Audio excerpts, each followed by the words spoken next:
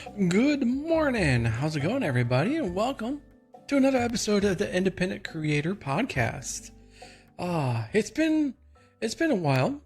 Had a little holiday break, and just now getting back into the thick of things, as it were, with a brand new episode and a live recording with a studio audience, as we usually do here on the Independent Creator Podcast. Tonight, we are actually going to be taking a little break from our normal looking at different platforms and other stuff like that, but actually asking you, the viewers and listeners, what is it that you want from these live streaming platforms, or other, let's just say, platforms altogether. So that's what we're going to be actually talking about tonight, is you, and what do you want from these platforms. Now, normally what we think about with kind of platforms, streaming platforms, or social media platforms and stuff like that, is that we usually look at those and say, what are you going to do for me? How are you going to make me famous, as it were, figuratively and literally? And most of the time, actually a great majority of the time, is that the platforms don't really care about you. They really don't. The only thing they care about is if you, as the content creator, the actual viewer, the account holder, actually brings any kind of value to the platform. By that I mean, like, with ad revenue, or bringing more eyeballs to the screen, to the actual platform itself. And the thing about that is kind of like, well, this is not really a two-way street, is it? It's more like a one-way. And if the old saying is, if you are receiving something for free, you are the product. And that's the case for a lot of different things, like YouTube. Yeah, it's free, and it's get some great information. A lot of people learn a lot of great things from YouTube.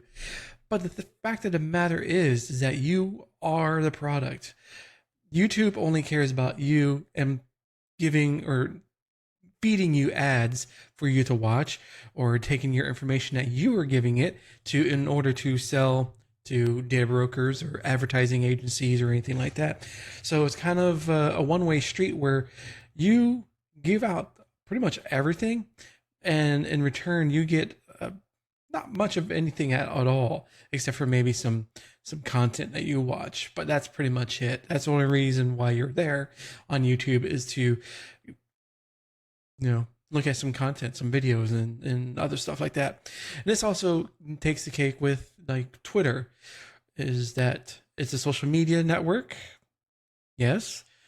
Are you getting anything from it? It's kind of hard to say, because nowadays it's not much there to give. But you are looking at advertising. I should say advertisements. And yeah, that's pretty much it. So again, you are the product.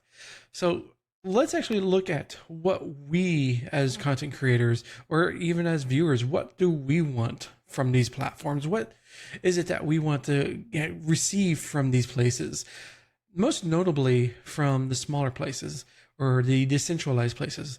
That's what we're going to focus on right now. Is we'll look at, like, Mastodon, PeerTube, and it's PixelFed because it's one E. And all these decentralized locations or social media networks, that is not what the general consistency of being a platform is. It's more of I would like to call from, like, a two-way street, where we get something from it and then it receives something from us. By receiving something from us, I'm talking about involvement, the filtering of content that we are actually interested in. Let's take a look at Mastodon, for instance. It is a basis that there is no algorithm, there is no feed being shoved into your face. It's like, oh, you like cats, okay, so here's a whole crap ton of cats. Or you like anime shows, here's a whole bunch of anime shows.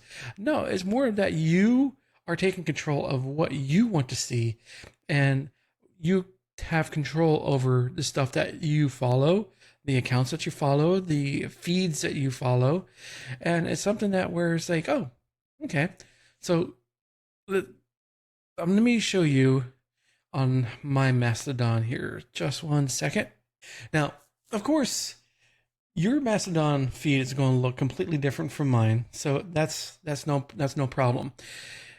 What I am telling Mastodon, what I want to see more of, is Owncast not blog entries, but posts, PeerTube, no BB, stuff like that. Stuff that I'm interested in is what I'm telling Mastodon is here. This is what I want you to direct your focus to tell me or show me the stuff from here, from these particular hashtags, or from the people I follow. I'm interested in any content that they provide or they post up on Mastodon. And now, again, as we know, that a lot of this stuff is that there is no algorithms, which is the great thing because you are the algorithm itself. You tell Mastodon what you are interested in, and it returns the results that you told it that you're looking for. And there is really nothing else to it. It's as simple as it can get, really, because, and this is my personal opinion, is that Mastodon is truly a really great service. It's a really great decentralized microblogging that Twitter was, and that it fills the need to say, hey, this is what I want. Another great thing is also Blue Sky. There is no, of course, I haven't signed up on here. It only tells you what you're interested in. So of course, it's cat pictures and dog pictures and some randomness. But when you sign in, you tell it what you're interested in, and then as you, the algorithm, you only get the results that you tell it, and that's a great thing. And now, looking at decentralized platforms and stuff like that, there really isn't any other way to look at increasing the volume of post sans algorithm, because we have dealt with an algorithm for 20 something, a little bit over 20 years, with the likes of Twitter and Facebook and the likes of those places. So we are kind of, I should say, the royal we are kind of moving away from being force fed stuff that a platform thinks that we might be interested in. Yes, there might have been a few nuggets of gold here and there, but the majority of it was garbage. And that's the unfortunate fact with an algorithm-based social media network, is that you really are force-fed a lot of stuff that you might not be interested in. It's on the fringes of what you're looking for. It just knows over time what you're, especially when you're interacting with other different platforms and stuff like that, it knows what you're looking for. Especially with like the likes of Twitter and Facebook. Those places, really, you can't say, hey, I want this from you, and it responds back. It doesn't happen that way, unfortunately. And same thing with YouTube. YouTube gives you what it believes that you are interested in, because it looks at what videos that you are watching, which ones that you click on and then instantly click away from, and it kind of remembers everything that you've been doing. With places like PeerTube, there is completely, again, I want to say that with these decentralized locations or these decentralized platforms, there isn't any kind of algorithm at all. There isn't. And you kind of have to give what I want from you. That's the gist of this night's episode, is exactly, you have to think about what you are actively looking for. And, if you're continuing to be on places like YouTube and Twitter, Facebook, you really can't say, I want something more. Give me something more. I don't want this. I want this other thing, but you're not going to get it. You see what I'm saying? And also is part of, live streaming services and platforms as well. Twitter, a lot of people not Twitter, Twitch. A lot of people say that there is some discoverability. Yes, there is. It's just not as robust as YouTube or any other places. Like again, I'll say Facebook, but Facebook there really isn't.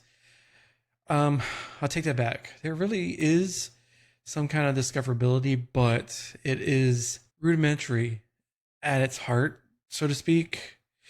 But with Twitch is that it gives you, especially for the recommended, it records what you've been watching, any kind of streams that you've been watching, the genres or the games that you're interested in, or picking up on the games, the categories, I should say, of what you've been watching. And with that, it kind of gives you a recommendation like, oh, this category, these streamers in this category might be an interest for you. And they're really, it's kind of like a hit and miss, really.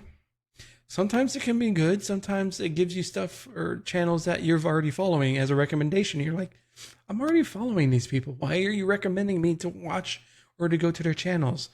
I'm following them. So in essence, you should not be recommending me these.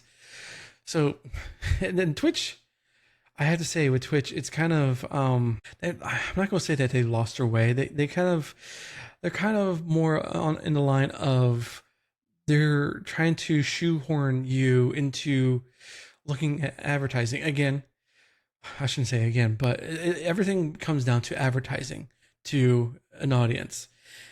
And it's unfortunately, it's late stage capitalism. That's what's going to take for, to most of these places to break after a couple of years of this late stage capitalism of shoving advertisements and more advertisements. And if you want to watch this content, you have to be a subscriber. It just kind of pushes away the viewership to a place that, isn't where they want to be, because they're tired of looking or watching advertisements, because they want to watch the content that the content creators are making or the live streamers are making. They really don't care about the Doritos ads or the Amazon ads or anything like that. They want to watch the content creators or live streamers, the content that they do. And what's going to eventually going to happen is that those audience, those viewers are going to leave to other places, especially if a creator or a live streamer is streaming to another place that has no ads or a limited number of ads, and be like, hey, if you're tired of this, especially if people are involved in their community or they follow them on other places, they'll understand, because the creators are talking and saying, hey, I'm getting tired of I know you guys are being tired of being force fed 3 minutes of ads every hour. I am too. I have to take a break every hour. I mean, yeah, it's okay, but it's just kind of like, for what, almost a decade, let's say, of Twitch streamers and the cultural entity of live streamers and how they've been doing stuff for so long, is that having to re-engineer or relearn how to do a run of show, like, is okay. We're going to do 45 minutes to 50 minutes of content, and then we're going to take a break every hour. And it kind of ruins the flow of this live stream, unless it's a podcast like this, where, okay, maybe we'll do an hour of content, take a break, and then continue on for next segment or something like that. So it kind of, as a content creator and a live streamer, yes, you do have to understand that sometimes change is good for the betterment of your actual content itself, but the viewers are ingrained in one way, and it's even more difficult to try to get them to understand, I have to run ads, especially if I'm monetized, in order for you to not get pre-rolls when you first come in. Or I'm going to take a break, I'm going to run ads. And of course, you see it all the time. I watch every once in a while, especially now, I'll have the streamer Flats. He does a lot of Overwatch 2 stuff.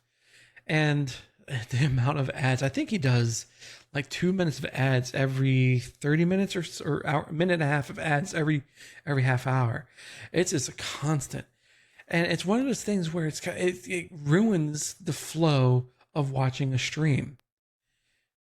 And that's the thing that we have to ask ourselves is, what do we want from the platform? Do we want more advertisement like this?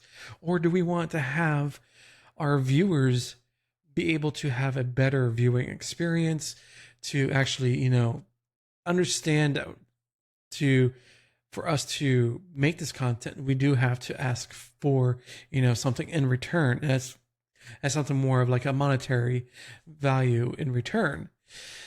And that is, for a lot of us, a lot of content creators, that is a very big ask. I know for myself, I really don't say, hey, if you want to support me, I have a fourth wall, there's a link in the bottom. I really don't do that as much, or if at all. I really don't have that. If you're watching any of my streams, I do have Beatbot runs a timer that posts up, hey, if you want to not see ads, there's turbo or subscribe. And that's really my way of getting around, because to put it truthfully, I feel like I'm trying to what's the word? Not shill. Say, hey, if you want more of this, give me your money. And it's just not something that I know I probably have to get past and to get past that little roadblock, but it's something that I do have to eventually get over, and then just have it be part. It doesn't come naturally. That's what I'm trying to say. It doesn't come naturally to me, because I'm not a salesperson. I'm far from it. I'm more interested in doing the actual content and creating the content and getting the word out there about all this wonderful open source alternative platform stuff. But I don't focus on, hey, if you like what I do, give me money. that's really, I don't really do that kind of thing. So we have to actually look at the platforms as a business, even though a lot of them, that's what they are. We have to have that mindset that platforms that's their number one thing, is to make money. And let's take the LifeSpace platform as an example. They have implemented the LifeSpace Plus program where you can pay, I forget, it was like $12 or $8 a month. I think it's $8 a month, where you can get ad-free viewing. You can get unlimited VOD storage, or it doesn't, your VODs aren't removed after 30 days. You can also do custom thumbnails and some other other things as well.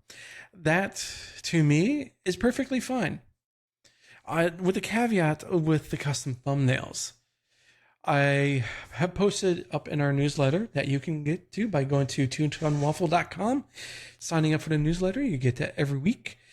But in there, I posted up that last week, Todd, the co-founder of LifeSpace, had made mention, because he was asked a question from the live audience, is that, will custom thumbnails become part of the free version and not locked behind a pay gate? And his response was that it's been in discussion and that it's continuing to be a discussion. So at this time, as a platform, that particular perk is still locked behind a paywall. It's unfortunately, because prior to it, for a good month and a half, I think it was something that you could do. You can add a custom thumbnail, but they put it behind a paywall.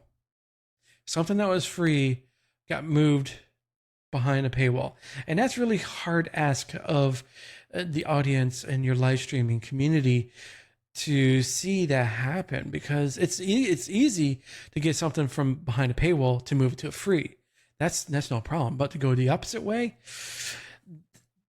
to the community, it feels like something's being taken away, which it is. Something has been taken away, and I only think that I only hope that they look at it and say, okay, we'll take that off and give it back to the free accounts, so everybody can put in custom thumbnails. Because you really, even on a free plan, if you have a custom thumbnail and your VOD disappears after 30 days, it's still fine, in my opinion. It's not the best approach, especially with disappearing VODs, because we see that with Twitch. After, was it 7 days, is the VOD disappears, unless you're a Amazon Prime member or a monetized account. Then it's 14 days. A partner, I believe it's 90 days or something like that. Yeah, thanks. Yeah. Sort of like Amazon Prime videos. I used to watch commercial-free movies. Now that the ads are, unless I paid it. Yes, that brings a good point there. GZDR forever. Sorry, I butcher names galore. That is another thing that I am seriously. When you pay for Prime, especially at the per year price, you don't expect anything to happen until the next renewal. Like, okay, I can see the change of price. Oh, we're going to bump it up a couple more dollars next year, and it's okay. That's fine. It's the next renewal date. I can either make the choice of I'll continue with the product with the account, or say bye-bye. But when you come in like halfway through and say, oh yeah, if you want to get rid of ads, give us $3 more. It's like, no, you're changing the deal halfway through, or even not even halfway through. And the experience is much worse. Especially, I posted up, I talked about it last week. I was watching The Expanse. I've been watching The Expanse again, starting from the beginning. And the pre-roll for each episode for like almost a good week was nothing but My Big Fat Greek Wedding 3 pre-rolls. Every single episode of the pre-roll was that movie trailer. So after watching an episode, and of course you get sometimes, and it's also, I guess in my area, the law firm Farah and Farah has decided to give a lot of money to have lawyer ads inside mid rolls, which I hate. So it's kind of like it kind of not really. It kind of it's like a hostage negotiation. Hey, if you want your the experience that you were paying for back, you gotta give us a little bit more cheddar, and then we'll give you that experience back. But it's an extra $3 a month. That's just some utter BS right there. It's just, when you pay per year, nothing should change until the next year, when you can add in these new things. Like, okay, for next year you'll pay a higher price, or you might have ads. It depends. That's take it or leave it. Or if you do month to month, I can see with month to month, but for many of us, we pay it per year. A majority of the people pay Amazon Prime annually. So it's kind of, how they went about that was disgusting in my humble opinion. And it's just something that I wish a lot of places would. I can see how by adding advertising is the holy grail of getting more money, because content is not cheap, especially when you're spending, was it hundreds of millions of dollars on the Rings of Power per season, and you're getting another season. It's like, okay, well, fine. Why are we having to take the brunt of that when it's your accountants are saying, hey, you can make the show, can you make it for a little bit less money?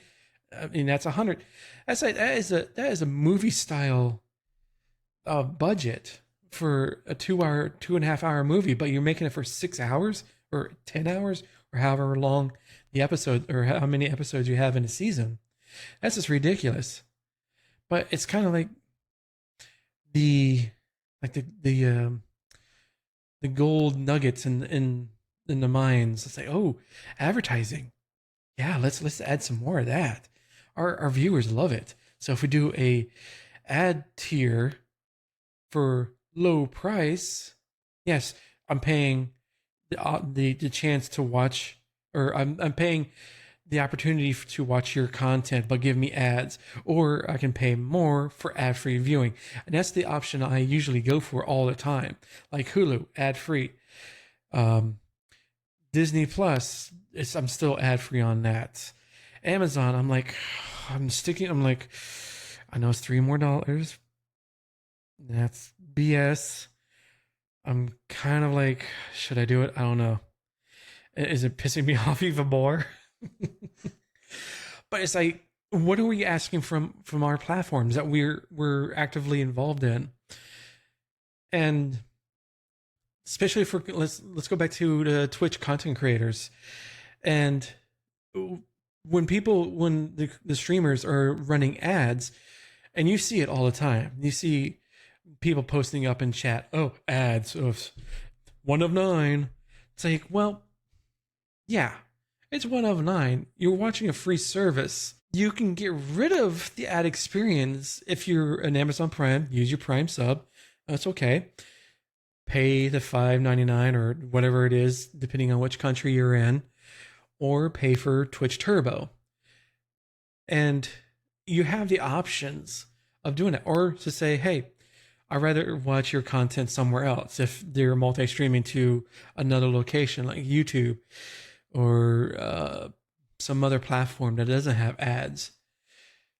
And that's the choice that you have to make, is that you have to think about the content creator. We're doing this for free. And there really isn't, I gotta change that. That's wrong. That's old. The content creator, we're doing this, majority of us are doing this completely for free. We're pro bono. In fact, many of us are losing money doing any, like, the large production value of shows, of content creators are doing the stuff, taking the hit out of their own pocketbook. And it's just like, all we're doing is doing this for the love of creating content and making a community that our viewers can be involved in, can look at other viewers or other community members and have fun and talk to each other and learn from experiences or learn from resources given. And it's just a whole different mindset with this. And looking at, Disney Plus, you're paying for a product. That's a platform that I'm going to give so much money per month or per year, and I'm going to receive something back from it. And if it's something that I don't feel that I'm getting my money's worth, I can easily say, stop payment, and I'll come back if the product becomes better. That's just the difference between different platforms. Is the content creation platforms, and then the live streaming services. I know sometimes we get those two confused with each other, like live streaming and live streaming providing services, or I don't know. Anyways, that's what I'm mostly talking about, is the content creation platforms. Is that what are we going to actually put in ourselves to get more out of these platforms? In the Twitch's case, we're not really getting much, except for, the Dan Clancy, hey, Twitch provides you a stage. It's the foundation of. No, I'm sorry, Dan, but Twitch needs to provide a little bit more to make us as content creators and the community that we're growing something a little bit more than just, oh, you stream together. And no, it's like if you go into a bar, like, stop, Dan. Stop with your sales jargon. It's getting tiring. And it's kind of like the stream together stuff is a nice thing if it came out 5 years ago or 6 years ago.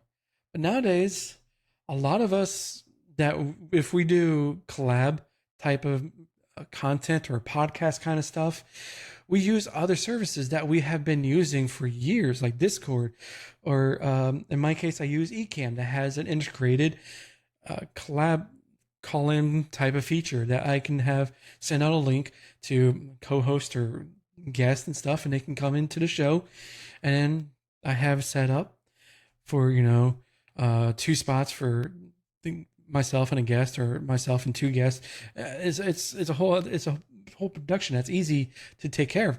The foundations of this stuff has been going on for years. So, and it's just kind of like, it's hard to watch that a place is so gung ho, and they know they've spent so much time and resources and getting this stuff up and running when it wasn't needed, instead of focusing on making something better that a lot of people are asking for, that you'll continue to ignore. And it's kind of like, why should we continue to utilize Twitch when we can go to YouTube, have, transcoding for whatever, and stream at so many different things? It's kind of like they're not listening. The issue I have with Twitch ads is during a live stream, if the host is engaged in a conversation and answering my question, I can't hear the answer because ads. Then I have to ask for exactly. I have done that. Have been, have had that happen to me many a times, and where you get something, you're involved with whatever is going on on a stream, and all of a sudden ad, and you're like, and the only recourse that you can do is either make a clip and to go back to watch what has been you're missing, but then you still miss some stuff there. And especially Twitch clips are maybe 2 minutes at most that you can go back onto. And it's kind of, the thing is with Twitch, how they have implemented ads is that it's not good. Ads in a live streaming environment, unless the live streaming is directed, or it has been, the run of show integrates ads in it, the experience for the viewer is going to be subpar.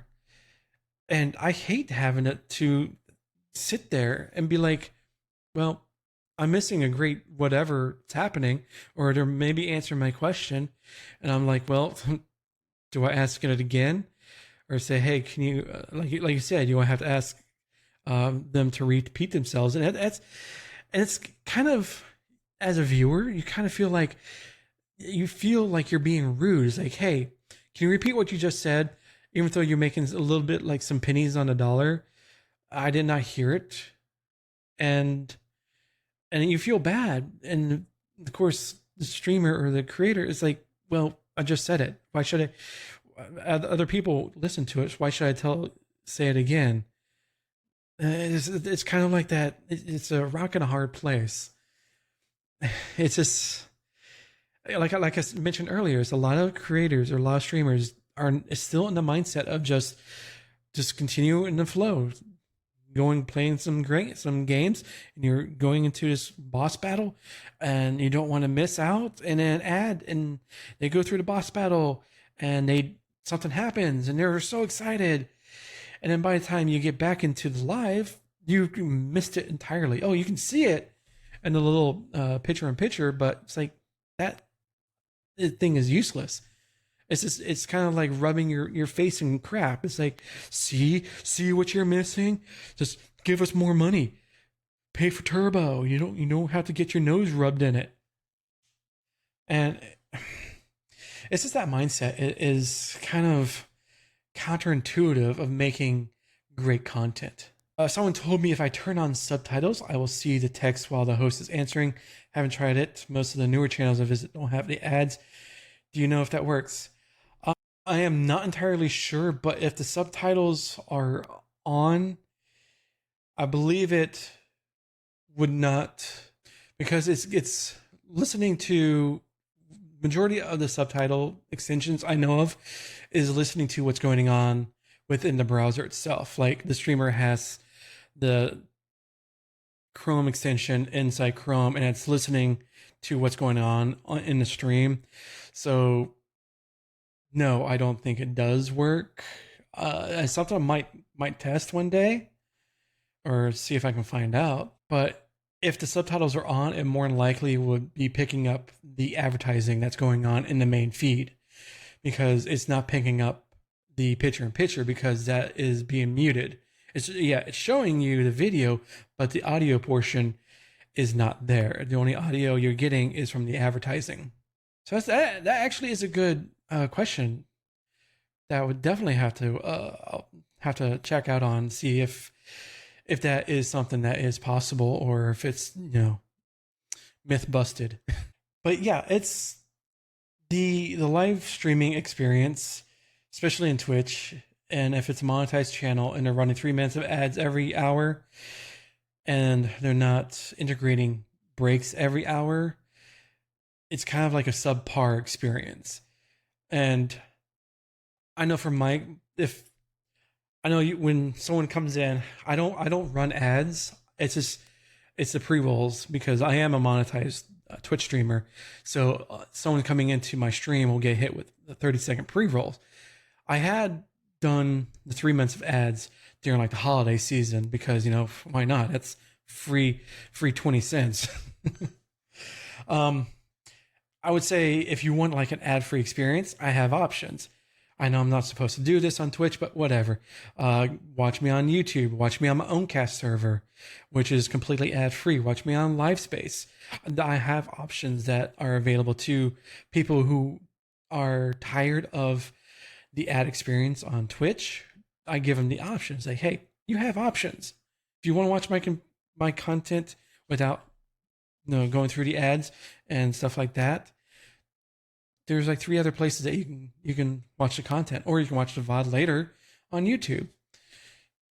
And again, with YouTube has a better, I would say in my experience, is a better ad setup because within the live stream, the streamer has control of when ads are run.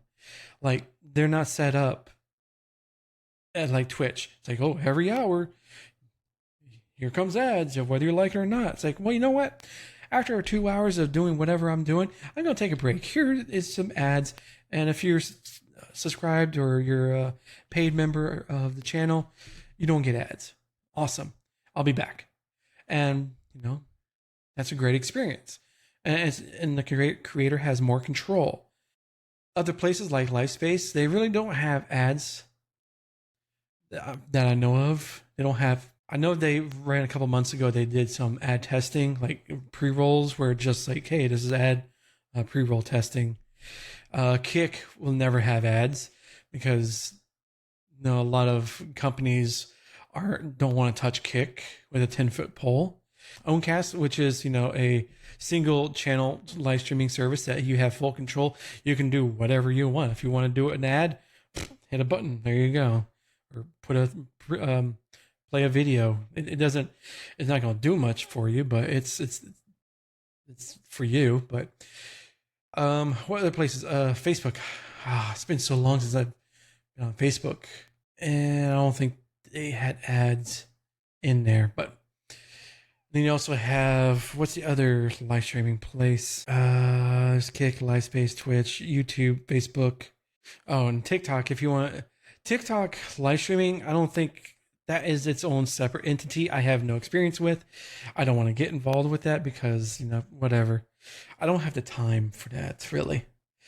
But again, what you have to ask yourself and what you want from the platforms is something that a lot of the platforms do provide places that you can give suggestions. I know user voice on Twitch, and especially now after all the layoffs, and there's not really my understanding that there's not many people, if at all, are in control or are part of user voice these days. So it's kind of like you can make your suggestion, but is it going to come to fruition in 20 years? I mean, it's whatever. But there's some places that you can make your voices known. Say, hey, I would like to see this come to fruition, or I would believe that this could be a great feature set for the platform, and I would like it if you would look into it. Don't demand. It's like, you need to implement X, Y, and Z right now, or I'm leaving, and they're gonna look at it and be like, bye, see ya, and then take your suggestion and put it in the circular file. So you have to actually think smartly of what you are wanting from these platforms, as not just as a viewer, but as a content creator or a live streamer. What do you want to see out of these places that you go to? And really looking at the different platforms, do they provide you the benefits or the features that you're looking for? Think about that. Is like, okay, you want to stream on Twitch. Okay, does it provide you everything that you want, or is it something that there is some things missing? Well, is those things missing available on another platform? If they are, great. Try it out. Use it. And if it's not what you thought it was, that's okay. Experiment and try different things. But that's the name of the game, is as a content creator, as a live streamer, and as a viewer, experimentation is the best thing that you can do, or you can ask anybody to do for yourself, or suggest to other places. And the best thing that you could do is actually join a Two-Tone Waffle community by clicking on that follow button, or hit that subscribe button down below on YouTube. I mean, what's going to cost you? Nothing, right? I have a great community that is talking about different things within our Discord server. And we also have a Matrix server set up. We have forums. We got the newsletter that goes out every week.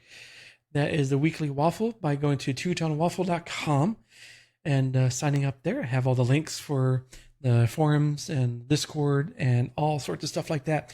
And if you're listening to this podcast episode after the fact, or watching the live or the replay on video, do give it a thumbs up and leave a comment. Let me know what you think.